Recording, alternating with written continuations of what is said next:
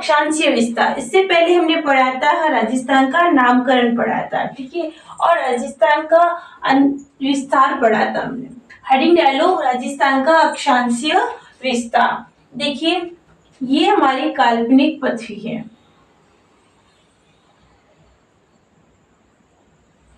ये जो बीच का है क्या है 0 डिग्री अक्षांश। ये देखिए ये जो पूर्व से ये क्या है पूर्व, पश्चिम, उत्तर और ये दक्षिण। पूर्व से पश्चिम की ओर खींची गई रेखाओं को क्या कहते हैं अक्षांश रेखाएं बोलते हैं। क्या बोलते हैं अक्षांश रेखाएं बोलते हैं। और ये क्या है अक्षांश रेखाएं।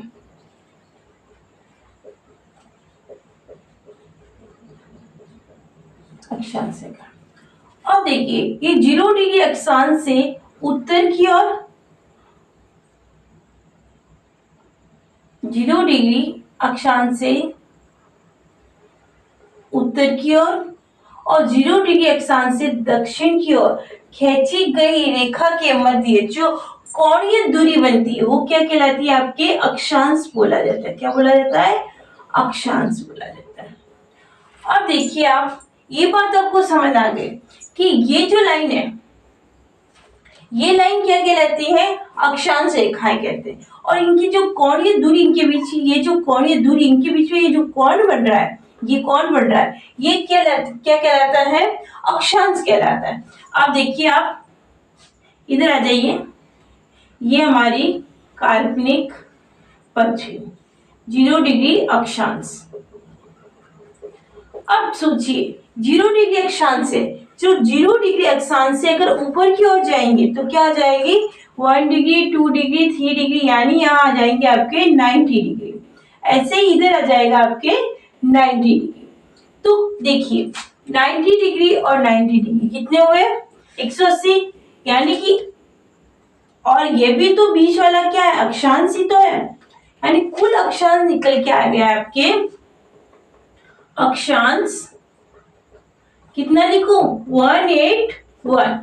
अब आता है अक्षांश रेखा। अब ये दो बिंदु है ना कि रेखाएं, ध्यान से देखिए ये दो बिंदु है ना कि रेखाएं। तो दो माइनस कर दीजिए अक्षांश रेखाएं 179। समझ आया वापस समझिए ये देखिए ये दो बिंदु है ना कि रेखाएं। तो क्या हो गया 181 से मैं क्या निकालेंगे 2 माइनस करेंगे तो क्या हो जाएगा 179 जो कि क्या है अक्षांश रेखा है। तो हेडिंग डालिए राजस्थान के अक्षांशीय विस्तार में सबसे पहली हेडिंग डालिए अक्षांशीय रेखाएं। देखिए पूरब से पश्चिम की ओर खींची गई रेखाओं को अक्षांश रेखाएं कहते हैं। नोट डाउन कीजिए अक्षांश रेखाएं और अक्षांश क्या होता है।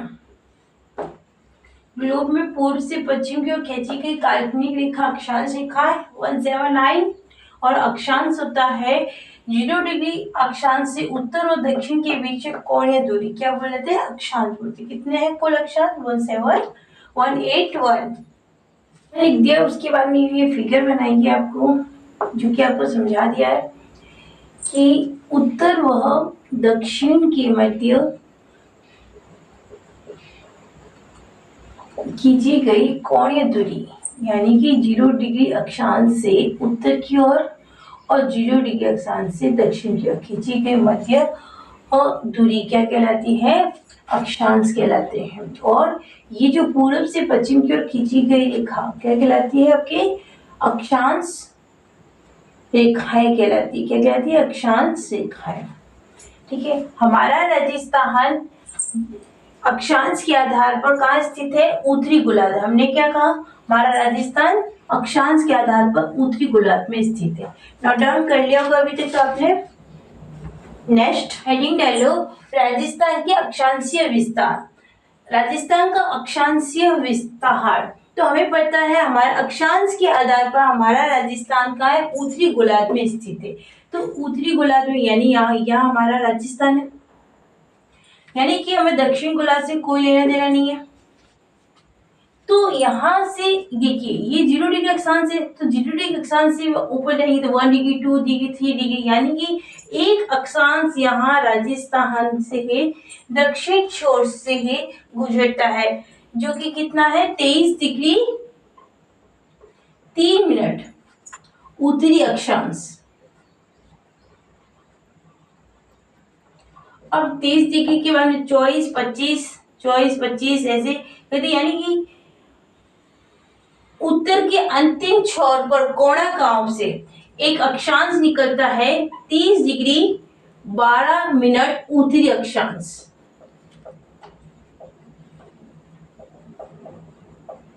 उत्तरी अक्षांश। अब इन दोनों के अक्षांश के बीच का अंतर कितना है 7 डिग्री 9 मिनट। कभी कभी क्वेश्चन ऐसे भी पूछ लेता है कि राजस्थान से कुल कितने अक्षांश गुजरते हैं, तो कुल कितने अक्षांश गुजर रहे हैं 7। देख लिए 23 के बाद 24 25 26 27 28 29 और ये 30, यानी कि 7 अक्षांश होके 7 अक्षांश गुजरते हैं।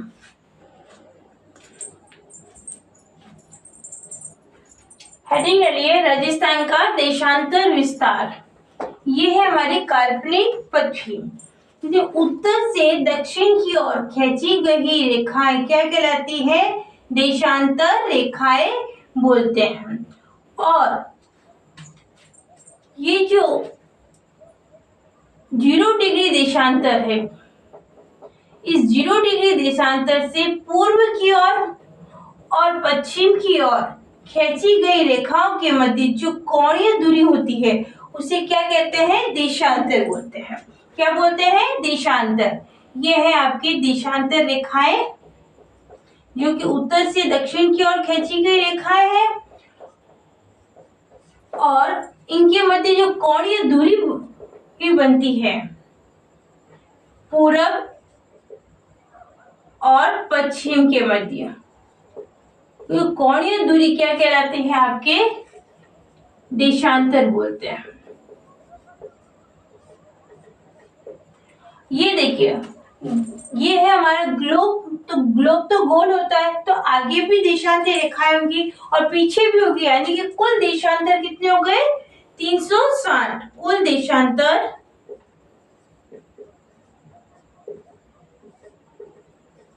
कितने हो गए 360। हेडिंग डालिए देशांतर रेखाएं। देशांतर रेखाएं क्या होती है ग्लोब में उत्तर से दक्षिण की ओर खींची गई काल्पनिक रेखा को क्या बोलते हैं देशांतर रेखाएं।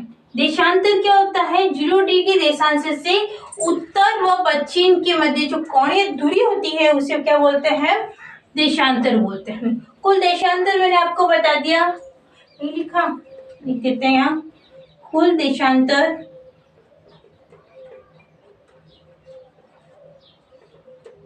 360।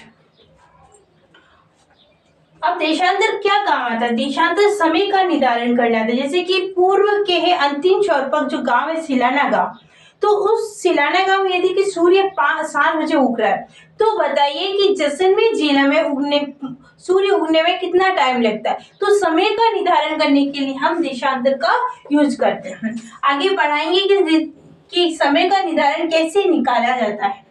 पहले हमने क्या पढ़ा था, पहले हमने अक्षांश पढ़ा था। अक्षांश के आधार पर हमारा राजस्थान उत्तरी गोलार्ध में स्थित है। अगर हमें देशांतर के आधार पर देखी जाए तो हमारा राजस्थान पूर्वी गोलार्ध में स्थित है। कहाँ है पूर्वी गोलार्ध में स्थित है। नोट डाउन कर लीजिए। हमने क्या कहा कि हमारा राजस्थान पूर्वी गोलार्ध में स्थित है देशांतर के आधार पर। ये हमारी काल्पनिक पृथ्वी उत्तर से दक्षिण की ओर खींची गई रेखाओं को क्या बोलते हैं देशांतर रेखाएं।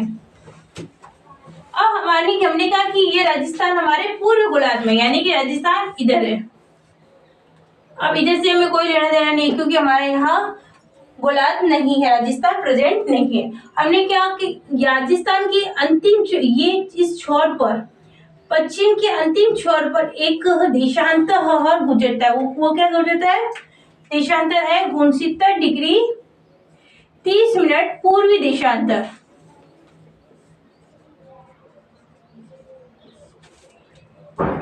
पूर्व के अंतिम छोर से एक देशांतर गुजरता है, जिसे 78 डिग्री 17 मिनट पूर्वी देशांतर।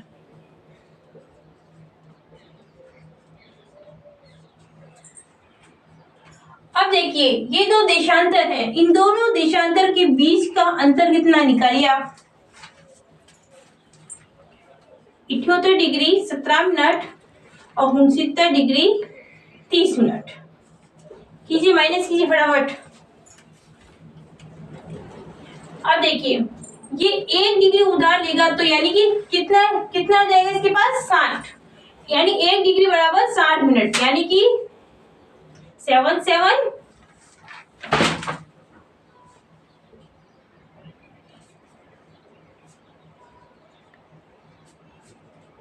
माइनस कीजिए आप, तो क्या आ जाएगा? 8 डिग्री 47 मिनट, यानी दोनों के बीच का अंतर निकल के आ जाएगा 8 degree 47 minute. 8 degree 47 minute. Note down कर लीजिए। अब राजस्थान का मैप निकालिए आप।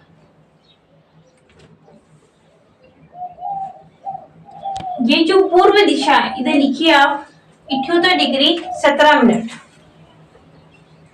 78 डिग्री 17 मिनट पूर्वी देशांतर।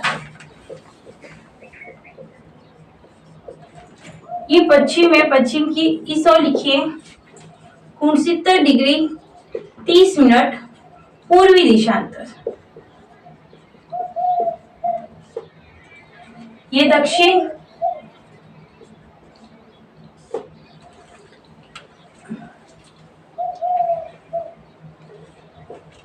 तेईस डिग्री 30 मिनट उत्तरी अक्षांश। क्या हो जाएगा? उत्तरी अक्षांश।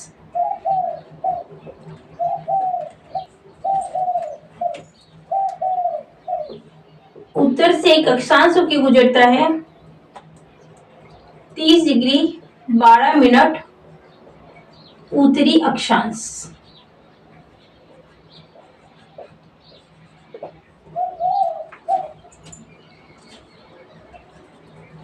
देखिए अपने फिगर में यही पढ़ा था ना,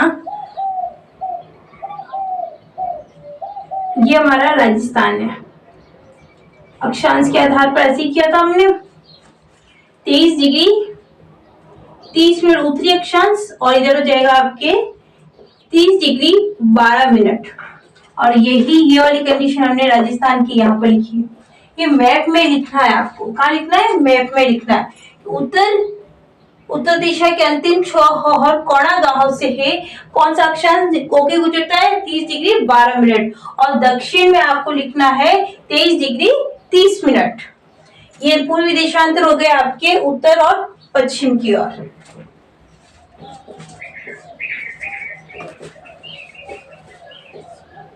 समय का निर्धारण,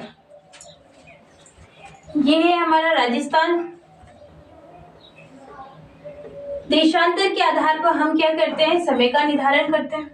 तो पूर्व के अंतिम छोर पर गांव है सिनाना गांव से हमें पश्चिम के अंतिम छोर पर कटारा गांव में पहुंचने पर कितना टाइम लगता है? मतलब यहाँ अगर सूरज 7 बजे उग रहा है तो मुझे ये बताना यहाँ सूरज कब उगेगा, कितने समय बाद सूर्य यहाँ उगेगा।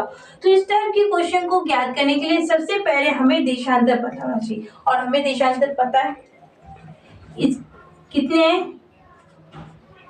69 डिग्री 30 मिनट और 78 डिग्री 17 मिनट। सबसे पहले इन दोनों के बीच का क्या करेंगे? अंतर ज्ञात कर लीजिए। अंतर क्या आ जाएगा? 8 डिग्री 47 मिनट। ये आपके अंतर आ गया। अब देखिए इस टाइप के क्वेश्चन को सॉल्व करने के लिए हमें दो बातें याद रखनी पड़ेगी। पहली बात कि 1 डिग्री पार करने में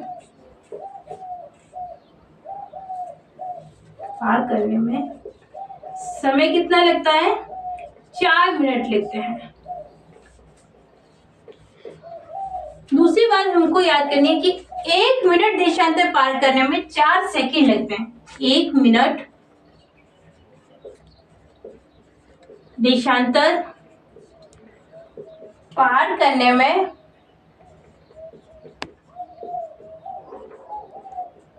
समय कितना लगता है? 4 सेकंड। ठीक है, तो अपन ने ये दो बातें लिखी है कि 1 डिग्री देशांतर पार करने में 4 मिनट लगते हैं और 1 मिनट देशांतर पार करने में 4 सेकंड। ये बात यहाँ पर लागू कीजिए, तो यहाँ पर क्या हो जाएगा? 8 × 4 कितने आते हैं? 32, 47 × 4 7 चौक 28, 8 2 16 18। यानी कि इसे हम ऐसे कह सकते हैं 35 मिनट 8 सेकंड। यानी 35 मिनट 8 सेकंड के बाद में यहाँ कटारा गांव में सूर्य उगेगा।